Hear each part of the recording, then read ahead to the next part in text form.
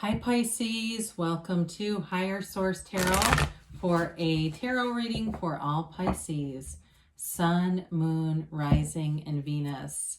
Thank you to all of you for supporting the channel in all the ways that you do. I love reading tarot. I've been doing it a long time, more than 30 years, and it's a lifelong passion for me. I don't see myself ever stopping, so we will continue here on the channel.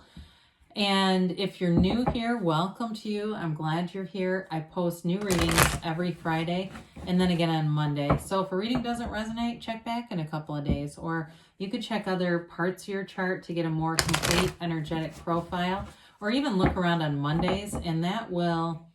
there's a different format. There's a different style every Monday of readings. And if you like tarot and you like this channel, I'd invite you to subscribe. Then you'll know when anything new is posted here. I'm not offering personal readings. I've gotten some inquiries.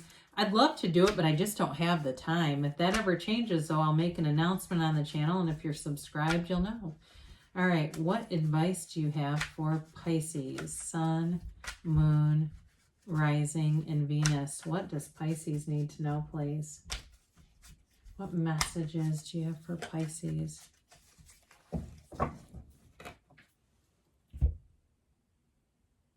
So we'll begin here with the tarot, and then we'll have the angel answers, oracle cards as well.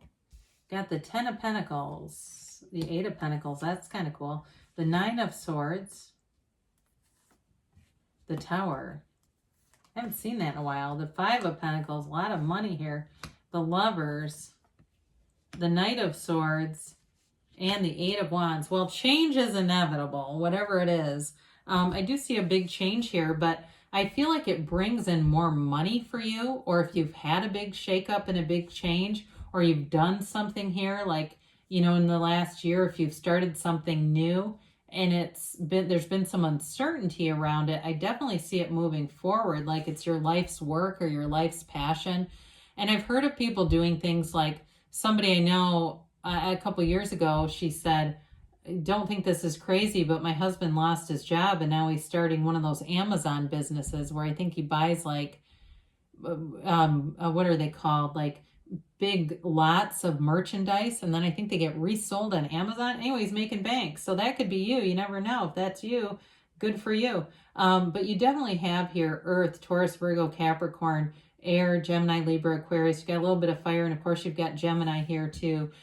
So this 10 of Pentacles is the wealth card. It's like raining money. Are you getting unexpected checks in the mail, Pisces? It's kind of one of those where unexpected money shows up. You may even find, you know, those little holograms of money where you find money places. We sometimes say they're pennies from heaven, or even you open up, you know, your glove box and there's money in there that you get down to the bottom of it and you go, oh my God, there was $20 in there. I didn't know.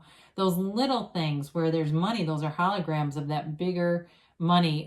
So this can also be too, if you do games of chance or something like that, it can be winning on that. Not encouraging gambling, but for those of you that have some opportunity, maybe you're at a sporting event and they're selling raffle tickets. It's that kind of feeling where something, I do get too for somebody, it's even winning something from work, like a bonus. It feels more tangible than like money. You know what I mean? Like you win a bonus, you know, Keurig or something, one of those things.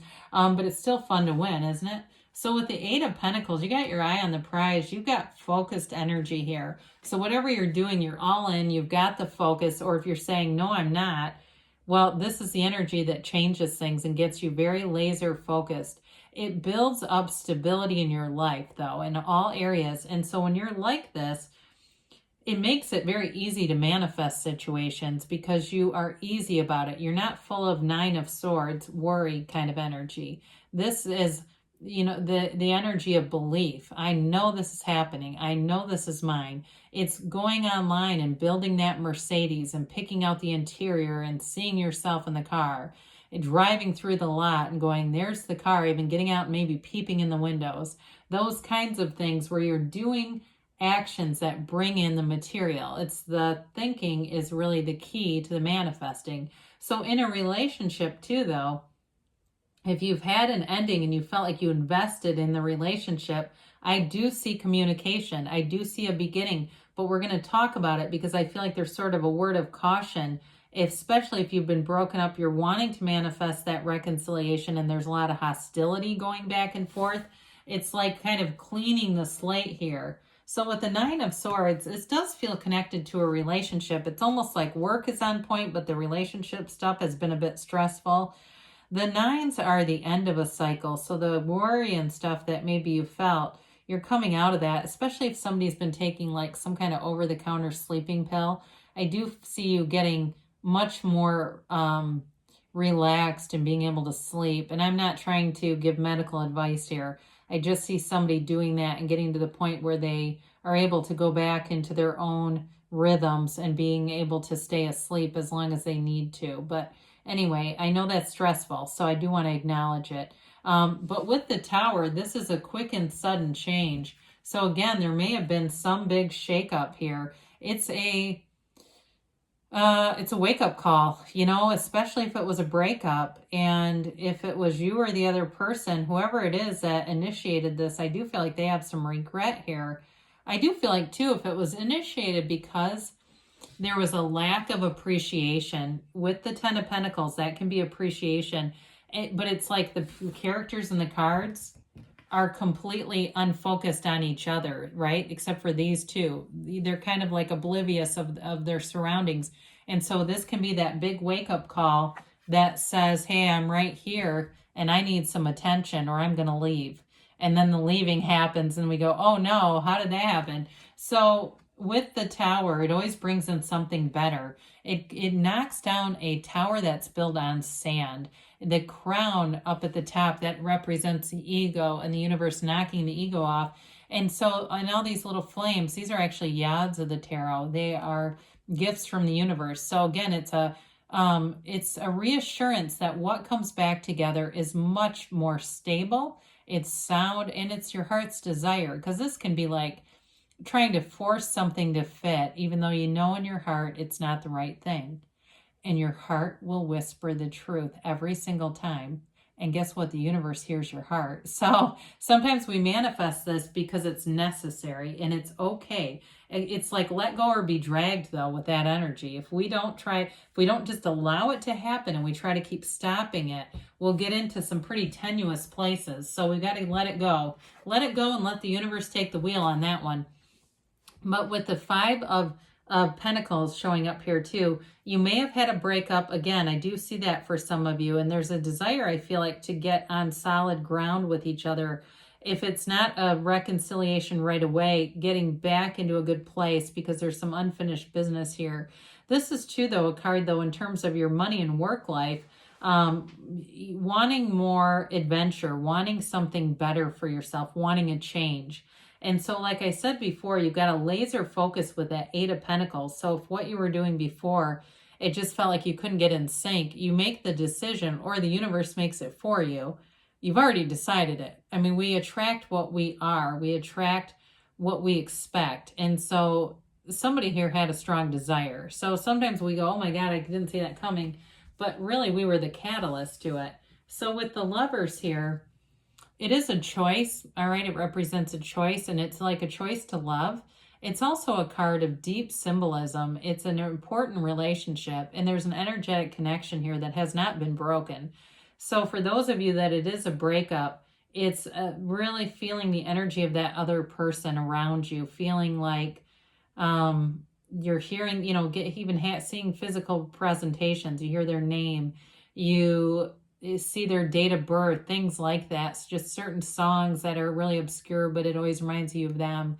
It's that kind of a thing to let you know the energy field is still alive, because Adam represents your conscious mind, Eve is your subconscious, and Archangel Raphael is the divine. And so it's the connection, that connection between the conscious, subconscious, and divine. And so your subconscious is really creating situations around you. And if you wonder, well, I don't even know what's in there, well, look around you and you'll see the evidence of it. So it's knowing that you have an influence over your life through the laws of the universe. So the Knight of Swords, here's that communication. Got to be careful with this one, though, because it's very direct and sudden, and sometimes it can be harsh. we got to be careful. We don't want them fighting words. We want it to be, it can be direct without being brutal, right? And cutting. And sometimes this can be rehashing old information. Now, for others of you, if it's work related, you may have this sudden burst of enthusiasm and vigor and wanting to move forward.